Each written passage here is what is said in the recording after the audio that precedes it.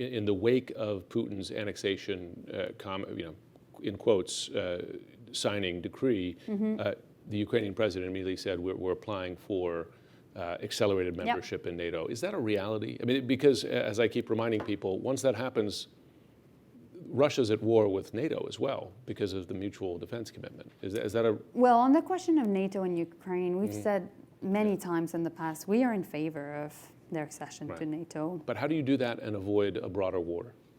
Well, or do you not avoid a broader war?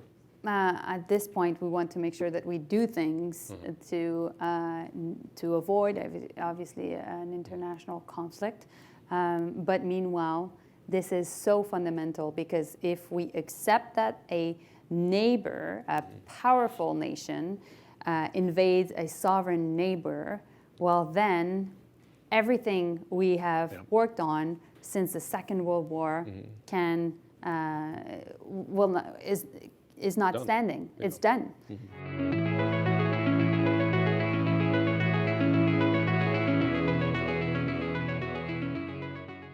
Returning stability of prices is the mission of the ECB. This is our primary objective, stated in the treaties, as I have just said, and this is what we have to do. Returning inflation to 2% in the medium term. And we will do what we have to do, which is to continue hiking interest rates in the next several meetings, as I have said at our last monetary policy meeting. We have to deliver on that. So our primary goal is not to reduce growth. Our primary goal is not to put people on the dole. Our primary goal is not to create a recession. Our primary objective is price stability, and we have to deliver on that. If we were not delivering, it would hurt the economy far more than if we do deliver on that point.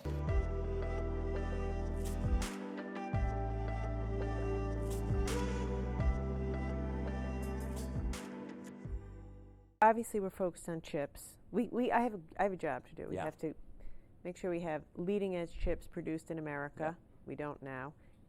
Increase our talent supply, increase R&D, and increase our legacy chips in the U.S.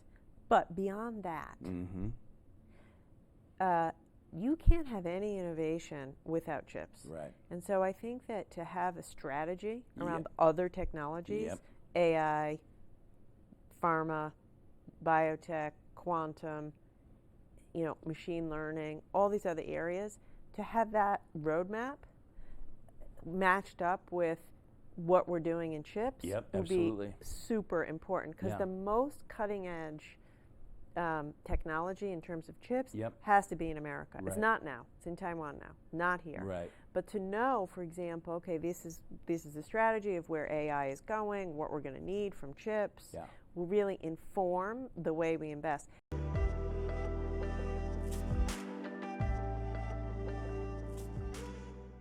Do you believe Russia is a state sponsor of terrorism? I do.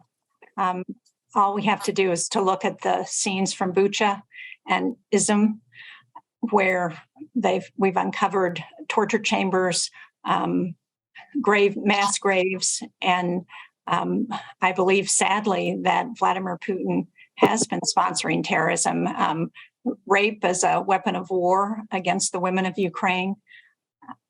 I think there's a lot of support in the Senate to look at Russia as a state sponsor of terrorism.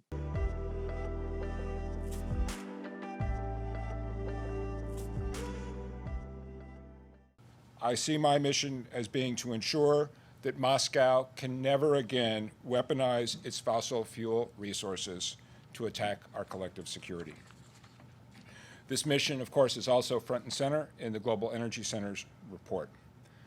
I want to keep my remarks this morning very brief because I really look forward to listening others, but I want to underline what the Ambassador and Fred both said, which is that we recognize that Northeastern Europe, Lithuania in particular, has really taken the lead in warning against over-reliance on Russian energy and the imperative of building resilience and diverse energy supply chains. As one of the regional foreign ministers put it in a meeting yesterday that I participated in, your region were the whistleblowers among the European Union. And for that, we should all be grateful. I very much look forward to discussing how all of our countries can work together towards the shared objectives that have been made so clear.